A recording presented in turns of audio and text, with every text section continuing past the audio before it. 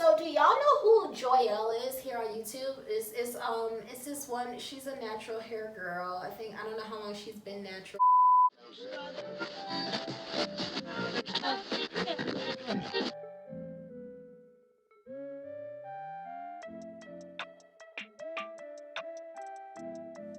And hey everyone, welcome back to my channel if you're returning, and if this is your first time, welcome. So this is part 2. Last time, a few days ago, I was like, in my bag and I was sharing it with y'all because people were getting on my nerves. So we have a couple more things to talk about, and we're gonna take this hair down and see if I can finally do a successful Bantu knot out. I noticed that there are a lot of talks about porosity, and honestly, I feel like a lot of us have normal porosity, but I don't know, everyone talks about low porosity and high porosity. I mean, I have low porosity, but I still have normal porosity. Yeah, these have been in for 3 days now, so I want to make sure that they were fully dry. Let me fix this lighting. Can we see these things? Can we get into these? Okay, so here we are. Can y'all see? 3 days later. Okay, so yeah, this whole thing about porosity, everyone is tripping off porosity. I feel like shampoos and conditioners were made to complement one another. As long as you're washing your hair and you're not color treated, or what would be another one? I guess your hair's not processed like perms, your porosity really shouldn't matter, because porosity is just not a big deal. We're not professionals, so porosity is, I don't know. I don't think we should be worried about it, but a lot of people are. And here's the thing, a lot of people tell you a lot of stuff. They're on YouTube, they have a following, but at the end of the day, it really is like, they're just regular people. Just because you have 100K or 200K or 500K subscribers does not mean that all of a sudden now you are a master of hair and beauty and all these other things. No, it just means a lot of people like you, and even if you don't do your hair that well, you're still people come to you. So I just feel like sometimes I notice certain influencers, they don't use their platform like, they're just reckless. They just say what they want to say. They do what they want to do, and that's fine because it's their platform. But yeah, moral of the story is, just because somebody has a lot of followers doesn't mean that they actually know what they're talking about. So, you guys at home, y'all have to do your research, because it's crazy out here in these YouTube streets. I mean, like, these influencers will tell you anything, like literally anything.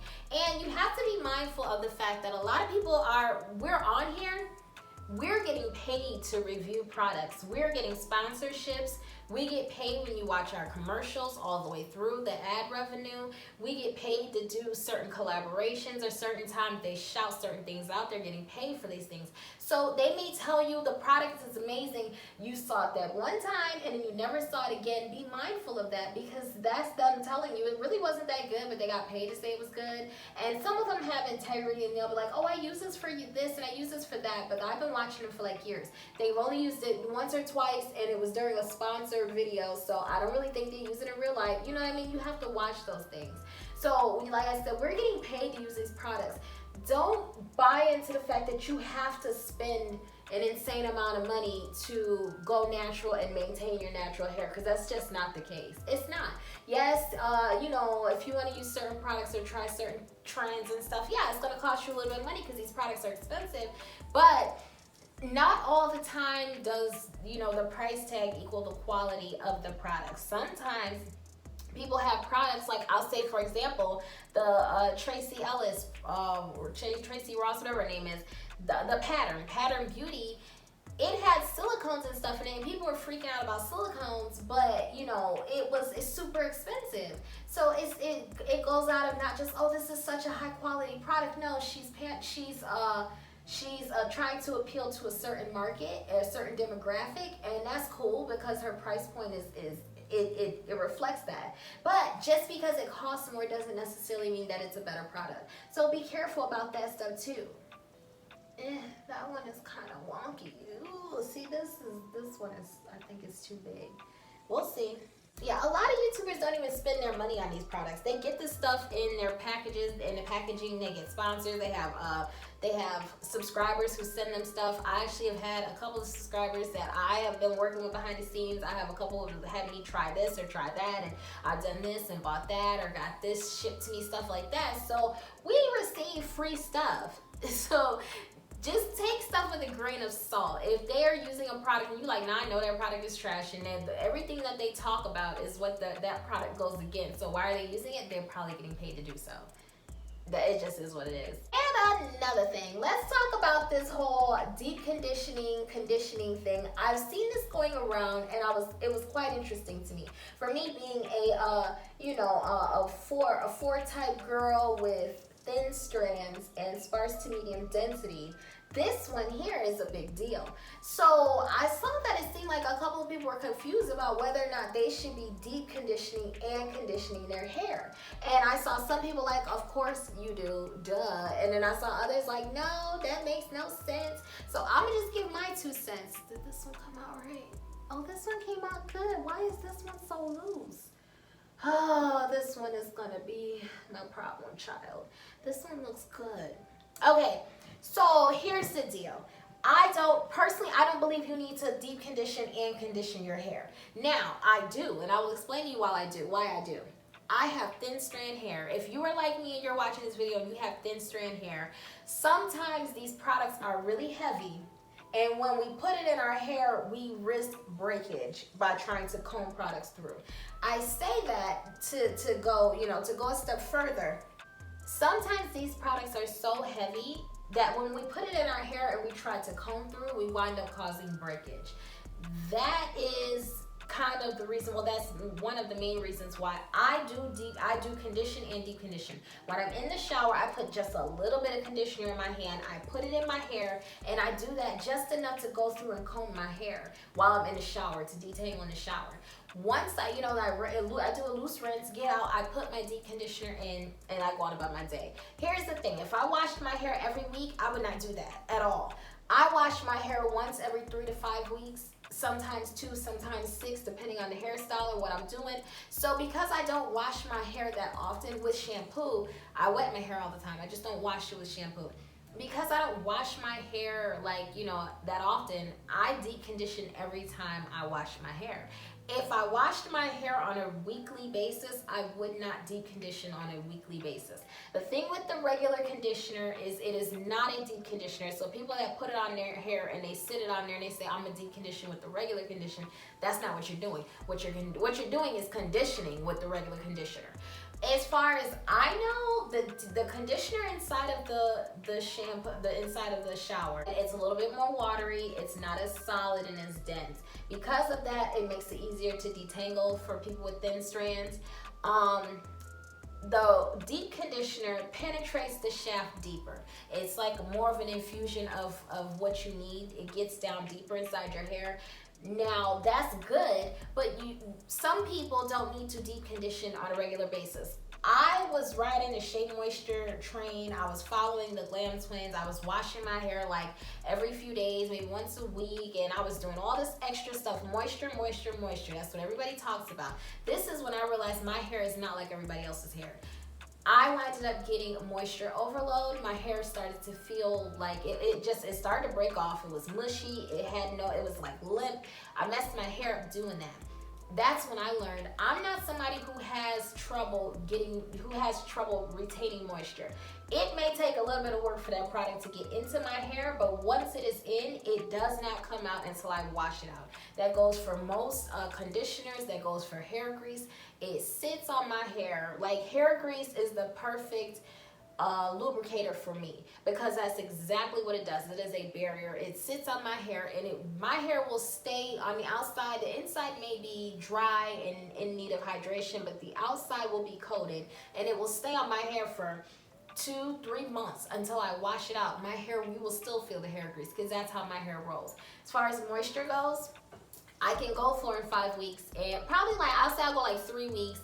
and my moisture level is still halfway decent, because I still put water on my hair, I still do stuff like that. But for me, the reason I condition and deep condition is because, like I said, I just use the regular conditioner, the washout conditioner, as an aid to help me detangle in the shower. So I don't use that much. Once I get out, I deep condition. Once again, if I shampooed my hair on a more regular basis, a more consistent basis, then I would definitely not be deep conditioning every single time I shampoo, because I don't need that. Some people need that, but another thing, to piggyback off of that, I kind of feel like that may be the case because a lot of people are not shampooing their hair properly, or not using the shampoo to actually strip their hair so that the moisture can get in and you don't have to deep condition on a regular basis like that. But that's another video. But going off of that, let's move on to the next point. Be leery if you watch a YouTuber and you love them and you buy all these products because they have all these products and you just follow them and da da da da. And when they go to do their wash day, they wash their hair and they're like telling you about the shampoo, right? So they'll wash their hair, they put the shampoo on their hair, but very rarely does the shampoo touch their scalp. I'll be like, okay, I can't really, you don't know what you're doing. If you're shampooing your hair, the first place that shampoo should be is in your scalp.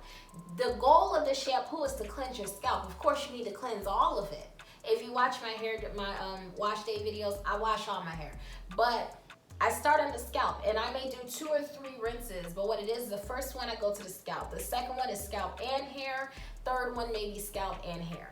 But always start with the scalp. So if a YouTuber is out here and they're washing their hair, they're reviewing a product, but you see that shampoo never makes it to their scalp, I'm like, I don't know, we are not the same. I can't take you seriously because you don't wash your scalp. That drives me crazy. Or they'll take the conditioner and put the conditioner on their scalp. And I'm like, wait a minute. The shampoo's for your scalp and your hair, but specifically for your scalp. The conditioner is for your hair. What are you doing? But I digress. I'll move on. So I saw something else that was like out here that everybody's talking about, and it's this whole hair steaming thing, whether or not to use a hair steamer. So there were 3 opportunities that I had in my life. I used to go to the Dominican shop over there off of Candler Road here in Decatur. Well, you know, Georgia. Whoop, whoop. And I asked 3 different times. I was like, can I do the hair steamer? Can I do the hair steamer? Oh, that's a pretty one.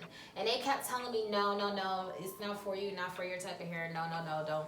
It's a waste of money. It's going to mess you up. This is what the people in the Dominican shop, I forgot the name of that shop, but it's off of Candler Road. It is, I think it was by a church. It's before you get to, I forgot. Don't give me the line. Anyway, once I started taking care of my own hair, really knowing what I was doing, I understood exactly what they said, and I think they saved me. Because here's the deal. I'm the girl that can get in the shower, put on a plastic bag, and allow the heat to do what it's going to do to my hair while I'm in the shower. And if I leave that deep conditioner on my hair too long, I get out and my hair is stringy. That lets me know, and my curl pattern is a little bit elongated. That lets me know, you know, steam is good, but some people don't need that extra infusion of steam. I'm one of them people. So do I believe in the use of steamers? Sure, if that's what you do. But for me, no. I don't need that. I don't need that. I'll be the one to get damage from it, like, quickly. So yeah, I don't need that. I feel like as long as I just do what I keep doing, and I have my review coming out, I don't know if I'm gonna post that. Oh man, I think I messed it up. If I'm gonna post that before this video or after this video, but I got a new product, and I think that is gonna be like my go-to from now on wash day. I'll link the video if it's out. If not, you'll see it. So do y'all know who Joyelle is here on YouTube? It's this one. She's a natural hair girl. I don't know how long she's been natural. Ooh, my strands are strong. I had to rip a strand. It felt good. But anyway, she's a natural hair YouTuber, influencer, and I just absolutely love her. But I have noticed like 8 different YouTubers that I follow watching their videos. They keep mentioning her, like they don't like Joyelle. And I'm like, what is it about Joyelle that y'all don't like? You know, a couple people have said the voice. I'm like, okay, I can understand it, but I don't mind it. I love her content. I think she's pretty cool. She had her parents on there. I love her hair. You know, she's out here trying. She didn't say she was a pro. She didn't say she had all the answers. She's just doing what everybody else is doing, you know? And I don't know, I like her. But if y'all know about Joelle, y'all know who she is, comment down below. Let me know if y'all watch her. What is the issue with her? Why do people keep like targeting her like they don't like her? I don't know. I think she's cool. So keep doing what you're doing. There's this thing too where I notice a lot of YouTubers are like, do not comb your hair when it's dry. Do not, hold on, what? Are you crazy? There are some of us out here, especially people with thin strands, who have to comb their hair before we put our heads in that water. Because once we put our heads in the water, all hell breaks loose. So whatever state it's in, going into that water is where it probably needs to be. And I thought about this, and here's the thing. If you are somebody who, when you add water to your hair, it's easier to detangle, I say do that. But if you're not, because not everyone is like that, don't listen to these YouTubers and have your hair have to shave off your head because you messed up. I'm not somebody that can do that. I have a child, and he absolutely cannot add water to his tangled, matted hair before he detangles, because if he does, he's gonna be bald headed. I have another child who is the complete opposite. Water is her best friend. You know, we can add water to her hair and it loosens her hair up, and then I can actually detangle it.